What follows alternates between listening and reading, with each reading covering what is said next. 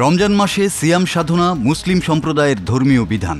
অমুসলিম হয়েও রোজা রাখা নিঃসন্দেহে একটি ব্যতিক্রমী ঘটনা। আর এবার এই ব্যতিক্রমী ঘটনাই ঘটাবেন জাতিসংঘের মহাসচিব অ্যান্তোনিও গুতেরাস।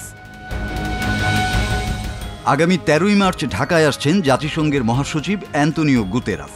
সফরের শিরোনাম Ramadan solidarity visit. Roman Catholic খ্রিস্টান গুতেরাস বাংলাদেশ সফরকালে মুসলিম সম্প্রদায়ের সঙ্গে সংহতি জানানোর লক্ষ্যেই একদিন রোজা রাখবেন। পবিত্র রমজান মাসে ঢাকায় আসছেন বলেই তিনি এ সিদ্ধান্ত নিয়েছেন। গত বছর মিশর ও জর্দান সফর করেছিলেন জাতিসংঘের মহাসচিব। সে সময়ও মুসলিমদের প্রতি শ্রদ্ধা জানিয়ে একদিন রোজা রেখেছিলেন তিনি।